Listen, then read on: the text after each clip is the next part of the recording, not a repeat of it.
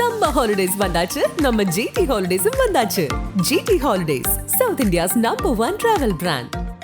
மார்க்கெட்லயே கம்மி சேதாரத்துல இன்னும் 1% தள்ளுபடி கொடுப்போம். ஓகே, வைரநக கேரட்டுக்கு 5000 தள்ளுபடி கொடுப்போம். தள்ளுபடி திருவிழா. குறைந்த விலை, நிறைந்த தரம். தங்கள் தேவைகள் அனைத்தும் ஒரே இடத்தில். ஜெயச்சந்திரன்.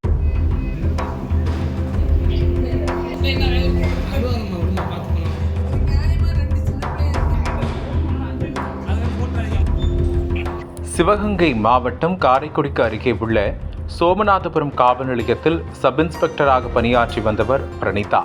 இந்த காவல் நிலையத்தில் கடந்த 5ஆம் தேதி இரவு கோயில் நிலத்தில் கட்டுமானம் தொடர்பாக சர்ச்சைக்குரிய புகார் ஒன்று வந்துள்ளது.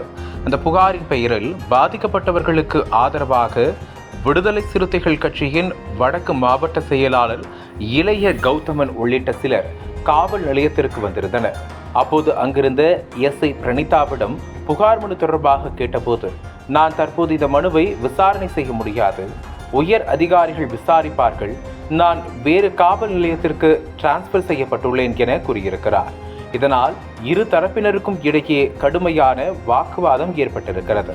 அங்கிருந்த விடுதலை சிறுத்தைகள் கட்சியினர் பெண் எஸ்ஐ என்று கூட பாராமல் ஆபாசமாக பேசி இதற்கு காக்கி சட்டையை கலட்டி விடுவேன் என மிரட்டல் விடுத்ததாக செய்தி பரவியது.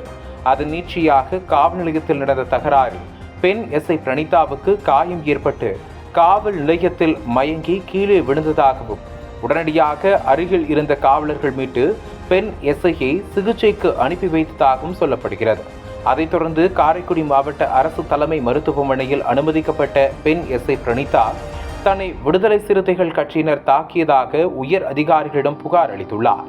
இதனையடுத்து போலீசார் மேற்கொண்ட விசாரணையில் பிரணீதா கூறிய குற்றச்சாட்டுகள் அனைத்தும் தவறானது என சிவகங்கை மாவட்ட காவல்துறை விளக்கம் அளித்துள்ளது.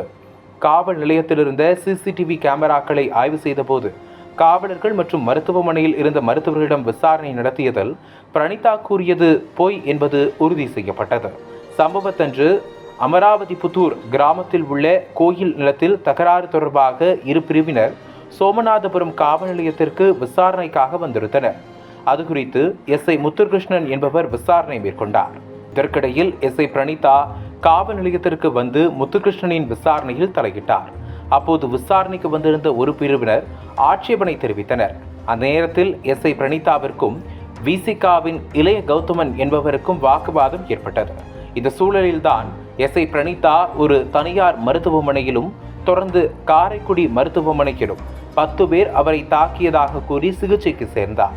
அங்கிருந்த மருத்துவர் அவரை பரிசோதித்து அவரது உடல்நிலை சீராக இருப்பதாகவும் உள் நோயாளியாக அனுமதிக்க தேவையில்லை என்றும் கூறினார். இருப்பினும் மறுப்பு தெரிவித்து மருத்துவமனையில் சிகிச்சைக்கு சேர்ந்தார். அதே நேரத்தில் அவரது குடும்ப உறுப்பினர்கள் மூலமாக பத்திரிகைகளுக்கு இது தொடர்பான செய்தியை தெரிவித்துள்ளார். இந்த குற்றச்சாட்டு பொய்யானது மற்றும் மிகைப்படுத்தப்பட்டது என்பது தெரிய வருகிறது. இந்த நிலையில் சப் இன்ஸ்பெக்டர் பிரணீதாவை பணியிடை நீக்கம் செய்து ராமநாதபுரம் சரக டிஐஜி அபினவ்குமார் உத்தரவிட்டார். இந்த சம்பவம் அப்பகுதியில் பரபரப்பை ஏற்படுத்தியுள்ளது. அனல் பறக்கும் செய்திகளை அப்டேட் செய்து கொள்ள நக்கீரன் களத்தை இப்பவே சப்ஸ்கிரைப் பண்ணுங்க.